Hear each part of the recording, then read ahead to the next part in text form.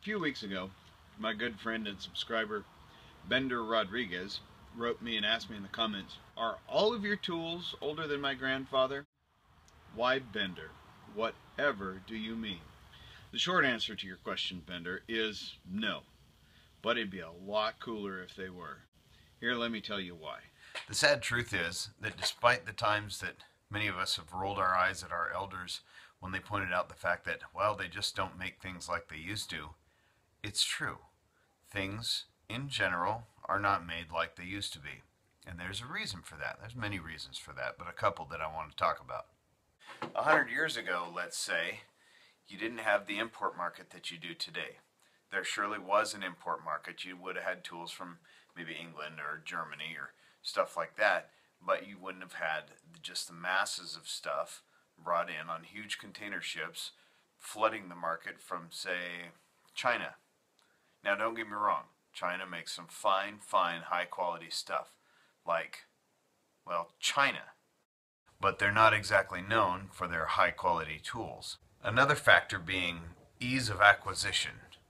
100 years ago, you didn't just run down to Home Depot and pick up a new screwdriver when you broke one.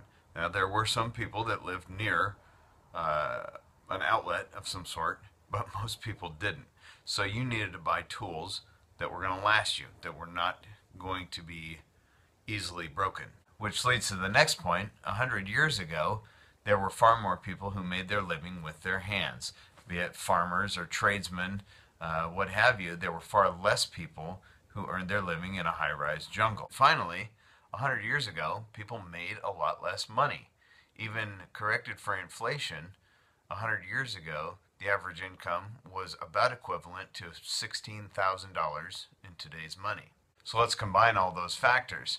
Things are not easy to get. You are likely a tradesman or a farmer, a rancher, somebody who needs tools. You don't have very much money to buy those tools, so you can't afford to buy a tool that's not going to last, that's not going to stand up. You can't be buying throwaway tools because you don't have the money to spend on another one, and it'll take you weeks to get another one. You need to buy quality tools.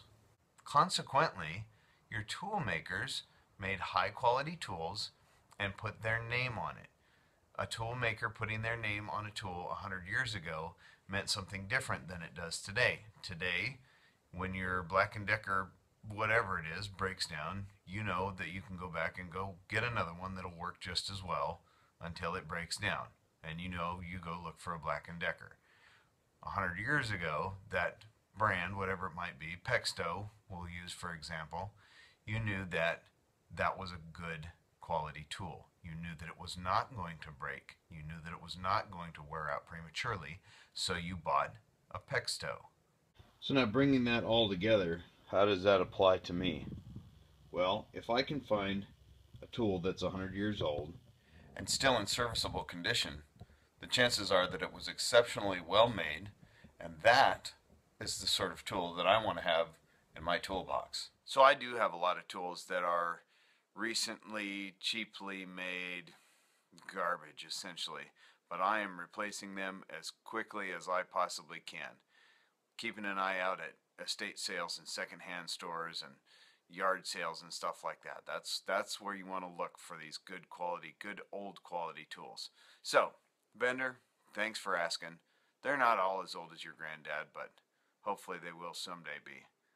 Thanks for watching, guys. I hope you liked it. If you do, click the thumbs up, subscribe if you haven't already, and I look forward to seeing you on the next video.